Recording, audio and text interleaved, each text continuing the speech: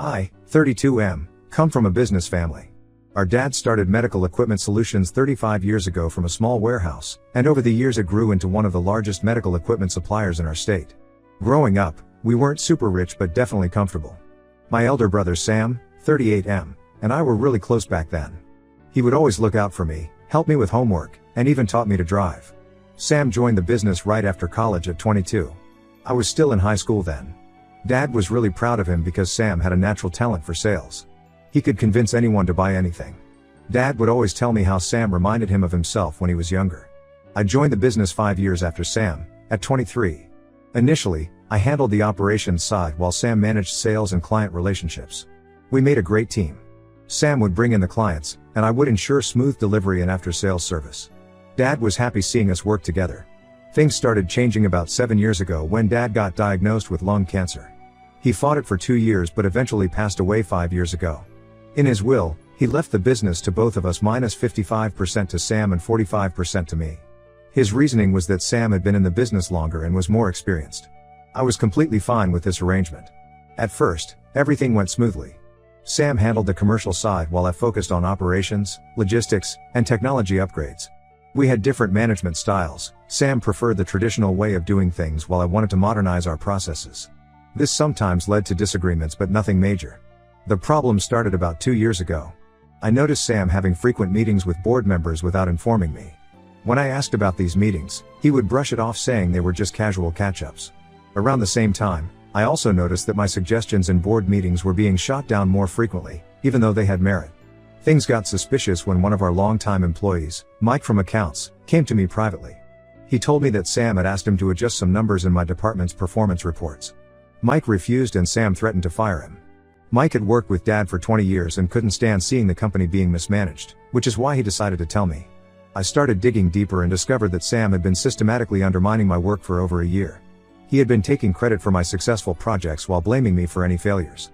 He had manipulated financial reports to make my departments look less profitable than they actually were. He even started spreading rumors among board members that I was too young and inexperienced to handle my responsibilities. When I confronted Sam in his office with proof, his response shocked me. He didn't even try to deny it. Instead, he said, "Look, little brother, you're just not cut out for this. Dad gave you way too much responsibility. The business would do better if I had complete control. Just sell me your shares and find something else to do." I couldn't believe what I was hearing.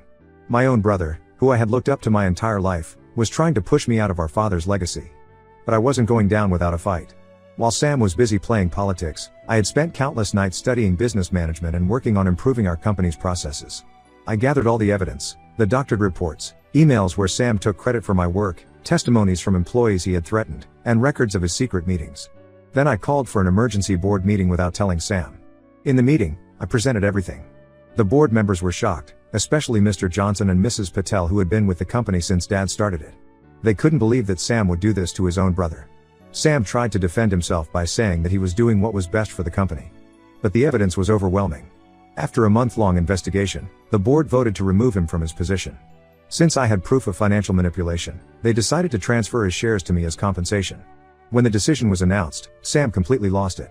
He started yelling and threatening everyone in the room. He even tried to physically attack me but was stopped by security. As they escorted him out, he kept shouting that I would regret this. My wife Lisa, 30F, has been incredibly supportive through all this. She actually never liked Sam much because she thought he was too controlling, but even she was shocked by how far he went. Sam's wife Rachel, 36F, came to our house several times, begging me to reconsider. She said Sam was just stressed and wasn't thinking straight. But this wasn't stress, this was a calculated betrayal that had been going on for months. Mom was devastated when she found out. She keeps trying to get us to reconcile, saying we're still brothers and family should stick together. Some relatives sided with Sam since he's the elder brother, saying I should have found a way to work things out. But most of them changed their tune after seeing the evidence. Sam has cut off all contact with me. He blocked me everywhere and has been telling everyone that I betrayed him and stole his share of the business. The past few months have been really tough, dealing with the business transition while also handling family drama. Sometimes I wonder if I could have handled things differently. Maybe there was a way to work things out without completely pushing Sam out. But then I remember how he had planned to do the exact same thing to me, and I know I made the right choice. Blood might be thicker than water, but trust once broken can never be fully repaired. Update 1: The past 2 weeks have been incredibly busy but productive. After taking complete control of the business, I've been working 12-hour days to understand every aspect of our operations. The most surprising thing is how much Sam had been holding us back with his outdated management style. One of the first things I did was promote Mike from accounts to head of finance. He's been incredibly helpful in uncovering the full extent of Sam's mismanagement. We discovered that Sam had been running the company like it was still a small family business, ignoring opportunities for modernization and expansion. Last week, we landed 3 major hospital contracts that Sam had been negotiating for over 2 years. Turns out, he never followed up properly with them because he was too busy with his political games. I personally went to meet these clients, and within a week, we had the contract signed. These deals alone will increase our revenue by 40% next year.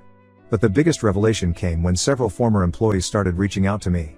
Sarah, who used to be our marketing head, left 2 years ago because Sam took credit for her successful rebranding campaign. James from R&D quit because Sam refused to even look at his proposals for new product lines.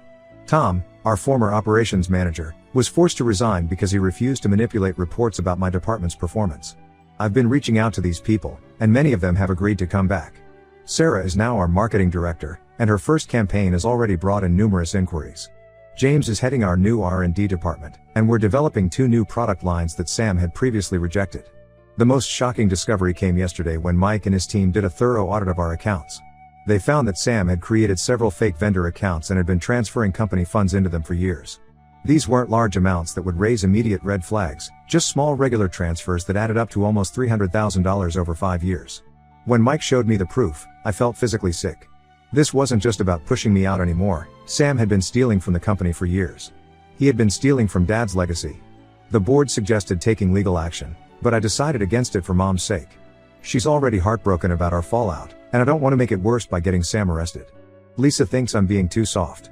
She says Sam deserves to face consequences for his actions, and that by letting him get away with theft, I'm setting a bad precedent. She might be right, but I just can't bring myself to take legal action against my own brother, no matter what he did. The money is gone anyway, and the company is doing much better now. We've implemented strict financial controls and a new audit process. Every transaction now needs multiple approvals, and we have monthly audits instead of annual ones.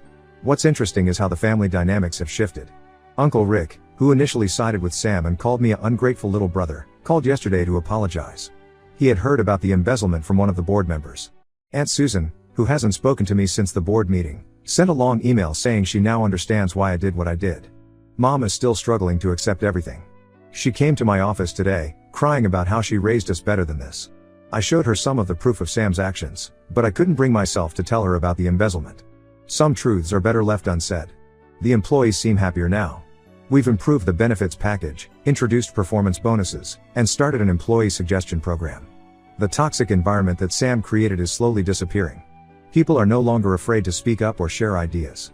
I've also started a management trainee program, something Sam always opposed. We're giving fresh graduates a chance to learn and grow with the company. Dad always believed in giving people opportunities, and I want to continue that legacy. I'm working on expanding our product line and exploring new markets. We're also upgrading our technology and automating many processes that Sam insisted on keeping manual. The business is growing faster than ever, and for the first time, I feel like I'm truly honoring Dad's legacy. Lisa has been my rock through all of this. She helps me maintain perspective when I start doubting myself. Sometimes I still can't believe how things turned out, but I know I made the right decision. The company is thriving, our employees are happy, and we're growing in ways that Sam never allowed. Update 2 yesterday was one of the strangest days of my life. I was having dinner with Lisa when our security system alerted us that someone was at the gate. When I checked the camera, I saw Sam standing there, looking nothing like his usual well-groomed self. He looked like he hadn't slept or shaved in days, wearing wrinkled clothes that seemed too big for him. At first, I considered not letting him in, but Lisa convinced me to at least hear what he had to say. The moment he walked into our living room, I could smell alcohol on him. He practically collapsed onto our couch and started rambling. Turns out, Sam had taken all his money, including what he had stolen from the company, and invested it in some cryptocurrency scheme. One of his old college friends had convinced him that this was a guaranteed way to multiply his money quickly.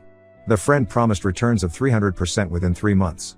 Sam, desperate to prove he could be successful without the family business, fell for it.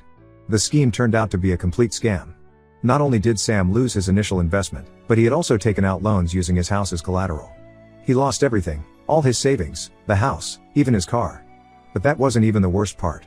Rachel had no idea about any of this until the bank sent a foreclosure notice. When she confronted Sam, he finally broke down and told her everything, including how he had been stealing from the company for years. She was disgusted, not just by the theft but by how he had tried to push me out of the business. That was the last straw for her. Last week, While Sam was out trying to find a job, Rachel packed up her things and the kids and moved in with her parents. She left him a note saying she was filing for divorce. She couldn't trust him anymore, and she didn't want their kids growing up thinking his behavior was acceptable. That's when Sam showed up at my door.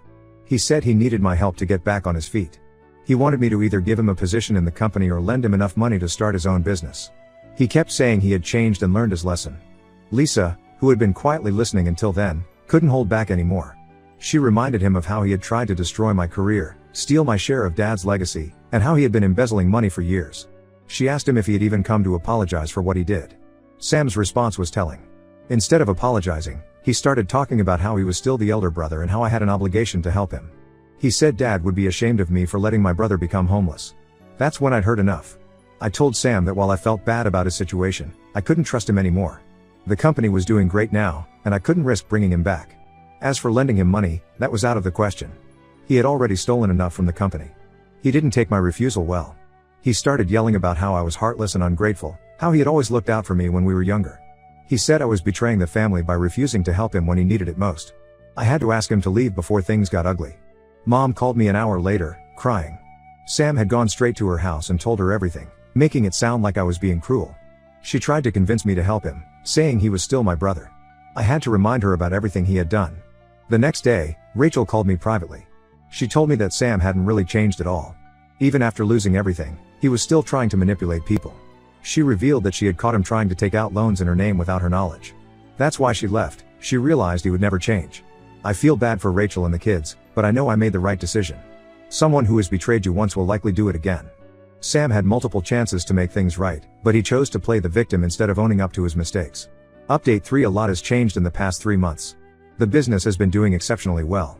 We've expanded into 2 new states and are in talks for our first international venture in Canada. The management trainee program I started has brought in some incredibly talented young people who are bringing fresh perspectives to the company. Sam tried to contact me several more times through different relatives. Aunt Susan called saying he was sleeping on her couch and needed help getting back on his feet. Uncle Rick came to my office saying Sam was ready to sign any legal document promising he wouldn't interfere in the business. Even our childhood friend Mark reached out, telling me Sam had changed and deserved another chance. I maintained my stance and refused to help. 2 weeks ago, Rachel's divorce was finalized. She got full custody of their kids with Sam getting supervised visits once a month. She told me that during the divorce proceedings, they discovered Sam had hidden gambling debts along with the cryptocurrency losses. The total amount he lost was way more than what anyone had imagined. Mom still thinks I should help him, but even she has started to accept that Sam brought this upon himself.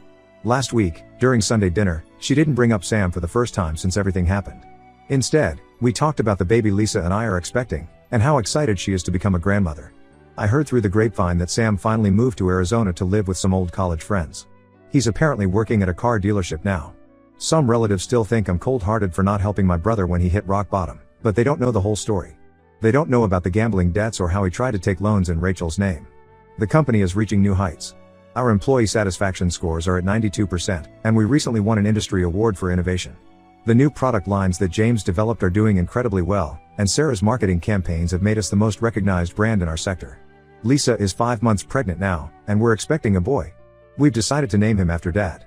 This has made me even more certain about my decision to keep Sam away.